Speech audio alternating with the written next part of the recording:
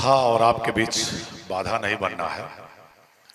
अब आपका निर्देश हुआ 2 शब्द के लिए, तो उपस्थित सभी इस क्षेत्र की, इस ग्राम सभा की सम्मानित जनता, हमारे बड़े भाई, हमारे अभिभावक आदरणीय अजय गोविंदराव ससु भैया सहित कथा में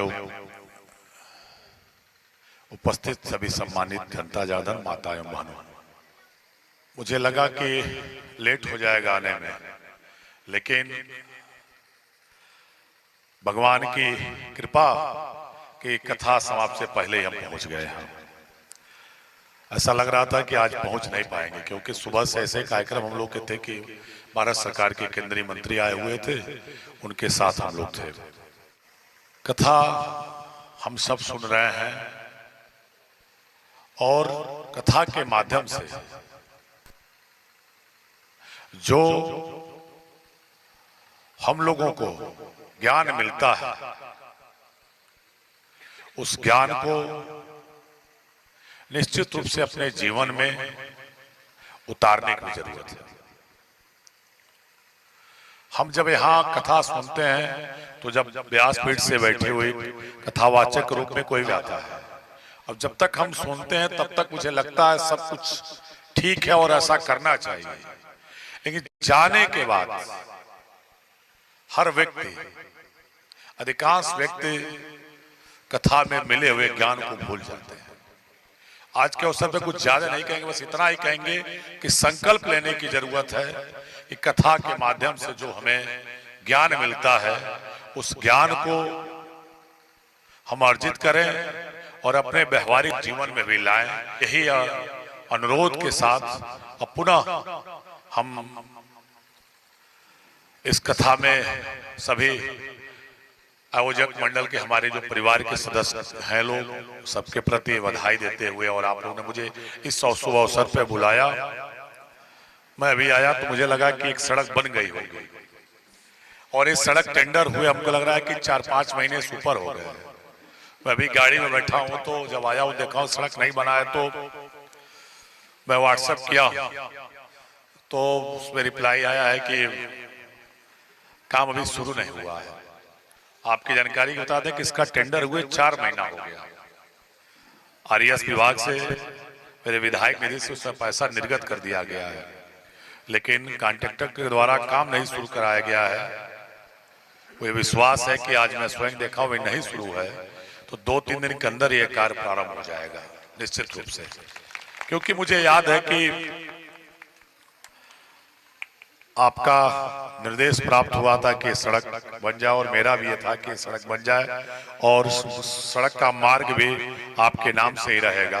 तो इसलिए मैं अभी, मुझे लगा बना नहीं, तो इसके लिए क्षमा प्रार्थी हूँ, लेकिन विश्वास है कि अगला महीना बरसात ये नहीं जाएगा, इसी मंथ में इस कार्य को जरूर पूर्ण किया जाएगा। पुनः सभी आयोजक मंडल के प्रति आभार। अपने बड़े भाई हमारे अजय गोविंदराव ससु भैया, हमारे साही जी, संजय भैया, हमारे गार्जियन यहाँ हैं, सबके प्रति अब सभी बड़ों के चरणों में प्रणाम करते हुए, छोटों को आशीर्वाद देते हुए अपनी वाणी को विराम देता हूँ। हर हर महादेव, हर हर महादेव, राधे राधे। जय जय श्री राम। देखिए बड़ा सुंदर बात कहे कि भूल गए थे, इसीलिए याद दिलाना भी जरूरी पड़ता है। तो हम चाहेंगे कि शिशु बाबू, हम लोगों के लोकप्रिय नेता, अपने सुंदर शब्दों से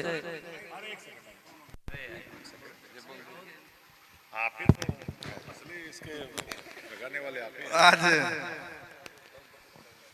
चरघरवा ग्राम सभा में का उद्देश्य है, आज के कार्यक्रम में मुख्य अतिथि के रूप में हमें फिर आना है पाठक जी, और हम लोगों के यशस्वी विधायक माननीय श्री विवेकानंद पांडे जी। हम लोग जब नहर के किनारे से मुड़े उतरे हैं तो कौन रास्ता जाएगा, तो हम कहे कि यही रास्ता जाएगा, बना नहीं अभी तक, या तुरंत जो है अपना व्हाट्सएप कॉलिंग विभाग में बात करना शुरू किए हैं।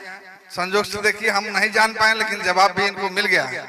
बहुत जल्द शीघ्र ही यह बन के तैयार होगा। लेकिन सभी कथाओं का सारांश और ऐसे कार्यक्रमों, अनुष्ठानों का मतलब एक ही है कि जाति पात पूछे नहीं कोई, हरि के भजे सो हरि के होई। समाज में जो बिखरा हुआ समाज है, जातियों में बटा हुआ समाज है, ऊंच नीच की भावनाओं में बटा हुआ समाज है, उन्हीं सब समाज को जोड़ने के उद्देश्य से चाहे राम कथा हो, चाहे भगवान श्री कृष्ण कथा हो, यह सारे कथा उन्हीं को जोड़ने के उद्देश्य से किया जाता है कि समाज में जो बुराइयां हैं वह समाप्त हो।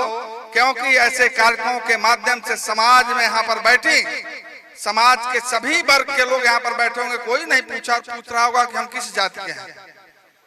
और ऐसे कार्यक्रमों से यह साक्षात रूप से दूर होता हुआ दिखाई देता है।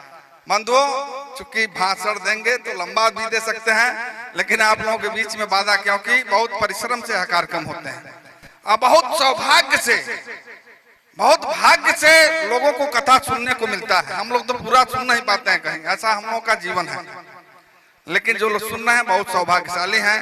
बहुत कुछ न कहते हुए आप सभी के लोगों पर शुभकामना व्यक्त करते हुए वाणी को विराम। जरा इतने ही लोग हैं तो जरा कस के नारा लगाइएगा, जय जय श्री राम, जय जय श्री राम। बहुत बहुत धन्यवाद।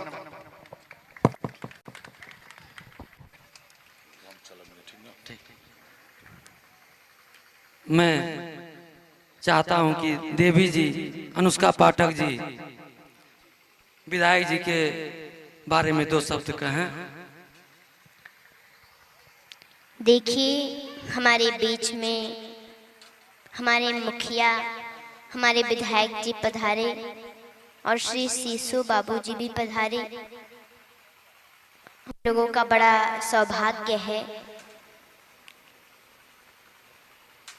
और आज मैं आप लोगों को एक विशेष बात बताना चाहती हूँ। संयोग से हमारे विधायक जी भी आ गए।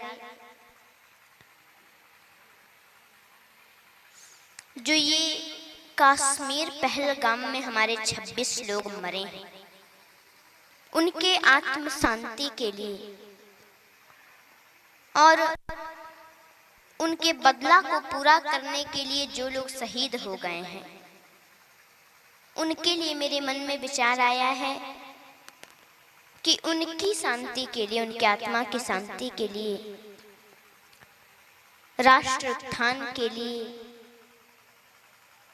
अपने देश के लिए लड़ रहे सेना के आत्मबल को बढ़ाने के लिए, सनातन उत्थान के लिए,